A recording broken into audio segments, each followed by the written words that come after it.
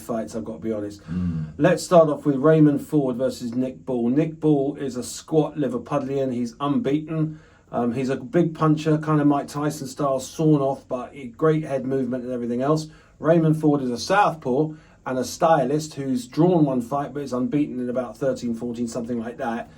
This is a fight of puncher against technician. I'm going to be quickly on this one. I'm going to go for a points win for Raymond Ford in that fight. I think it's over 12 rounds or 10 rounds. I'm going for points win because I don't think Ball is quite ready for this fight. No. G-Man. He's, everything's about levels. So we're going to find out the level. Mr. Ford is going to find out, am I ready for the big time? This is what this is all about. I think he's ready for the big time in his head. It's the technicals. Has he got the technique to win that fight against a technician like Raymond Ford, who's American, by the way? When you get in that situation, in the heights of that situation, your mind starts to play games with you.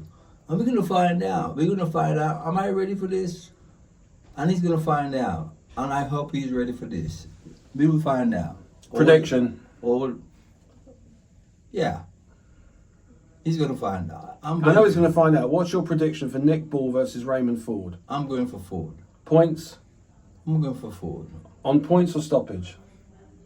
I think it's a point situation. Right, both of us agree with that. Me, John Collins, G-Man himself, both are going for Ford on points. Fight number 2. Now this is an all British affair. This is Willie Hutchinson, who's meant to be Scotland's most decorated amateur, versus the man from Battersea or South London, Craig Richards. Now I like Richards a lot. I haven't really seen that much of Hutchinson, but they're touting him to be this and that. But for me, Hutchinson has mental frailties. I'm going to make a very quick prediction on this one. I believe that Craig Richards is going to outpoint Willie Hutchinson. Well, that's Richards' thing. Richards is the thing about Richards. Richards has all the credentials. What he hasn't got is to be in the big time. Richards, he's got all the. He hasn't got that desire to be in the big time, and this is the situation on this stage. It's the big time that he needs to say, listen, I want to be something. I want to be a champion.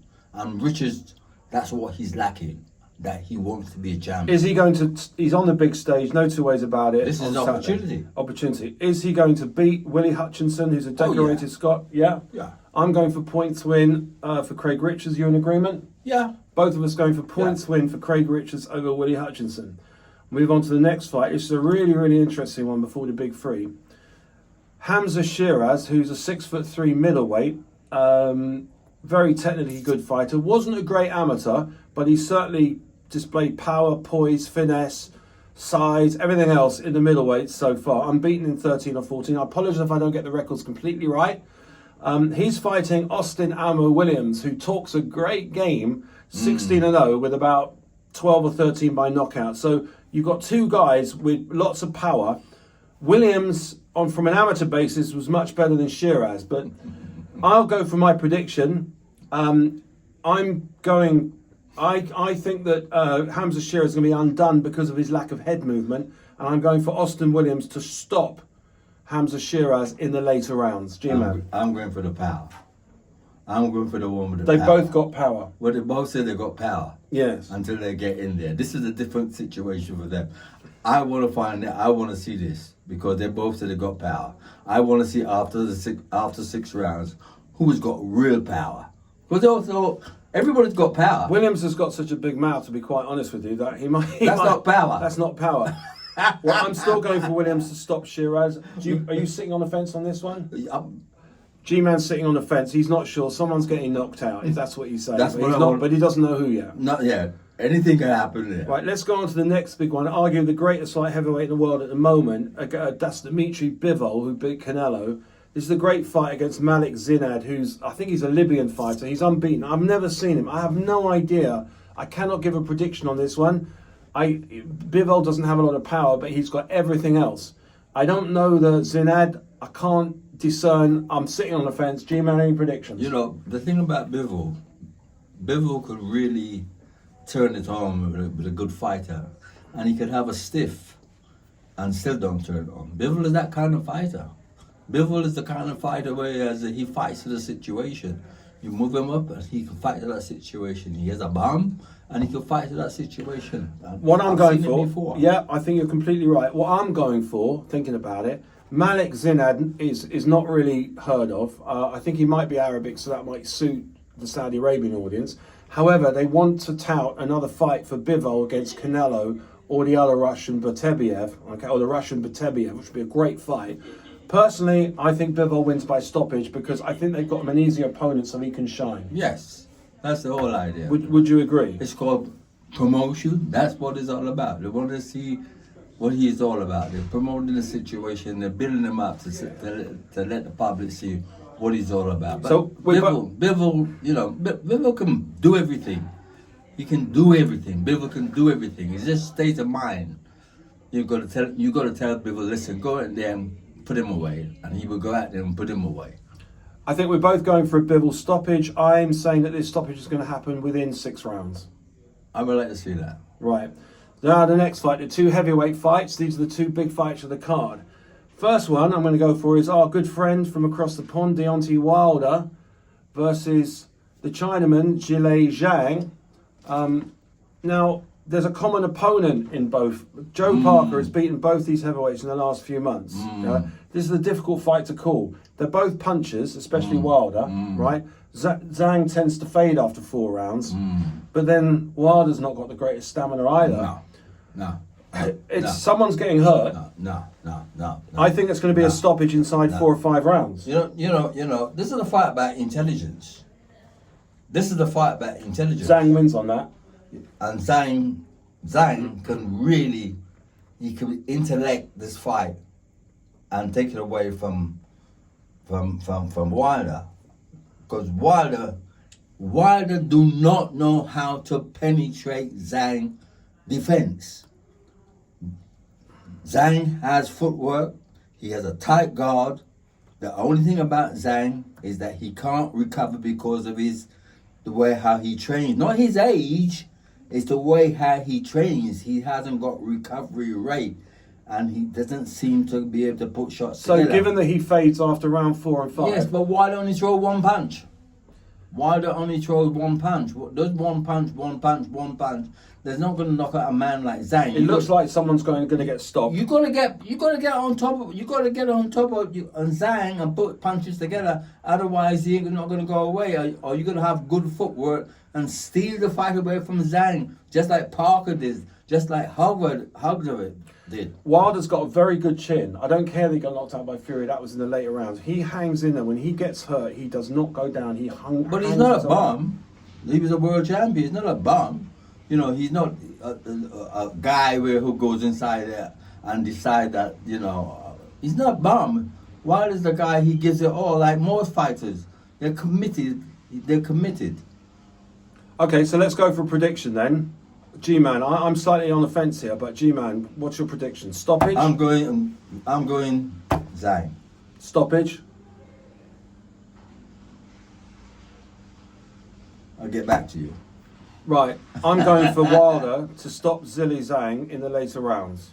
So he's going for Zhang on points of stoppage, and I'm going for Wilder a stoppage in the later rounds because I think Zhang will fade, and I think Wilder will stand up to Zhang's shots.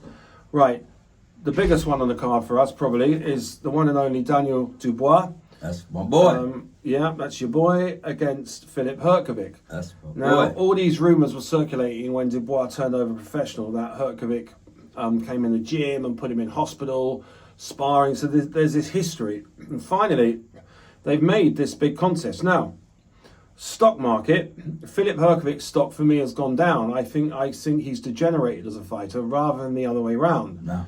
I watched him sparring a long time ago with Deontay Wilder. He gave Deontay Wilder all hell on earth when he was still an amateur. Daniel Dubois, after a rocky sort of middle patch, has recovered. And he's pulled off a couple of eye-catching performances. He arguably should be heavyweight champion for knocking Usyk out with a body shot. He put off a great win against that American heavyweight. I forget his name. What's his name? The big guy. Jarrell Miller. He knocked out Jarrell Miller in the last round, showing great heart. Who are you talking about? I'm talking about Daniel Dubois now. He knocked out Jarrell Miller. That wasn't expected. Well, no one wanted to fight Miller because Nobody did. Because Miller have a reputation of this and that and this and that. But let's get real. Let's get real. I am a fan of Daniel Dubois. But Daniel Dubois is in the hardest fight that is out there right now. This is a fight where you can be hurt because he's coming across a puncher, someone who can hurt you and your family at the same time. And that's the situation. This is not a tap. The thing about it, Daniel can hurt you too. Tap. When I saw Hrgovic against Zhang, I realized Hrgovic has improved tremendously. He nearly lost that fight. Some people would say that was a robbery. Well, I thought it was a robbery until I looked at the fight 3 times and I realized that Hrgovic has improved tremendously because when he's got no punching power, he uses his feet, he comes back in and he steals the round. This is a big improvement, a massive improvement. Daniel has to get him out of there with big shots and stick to him and be able to go with him. Right. And the thing about it, he's going into this fight, Hrgovic is going into this fight, and his confidence is so great. I am completely, for once, diametrically opposed to G-Man and all this. I think that Dubois' confidence is great. I think that Hrgovic's confidence has gone down and he's declined. So I'm going for Daniel Dubois to wipe out Filip Hrgovic within 10 rounds. G-Man? Believe you me, I would love Daniel to put Hrgovic I know that, away. yeah. But we're talking I about would love him to put it away. But what I'm saying is if he can put Hrgovic away, he is the next heavyweight champion in the world. He's in the hardest fight that he has ever been in, going into. I know Daniel right now is feeling great. He's feeling good. But feeling good doesn't mean anything. You have to produce the goods. Ladies and gentlemen, we've got all the predictions. The fight is on tomorrow night. It starts at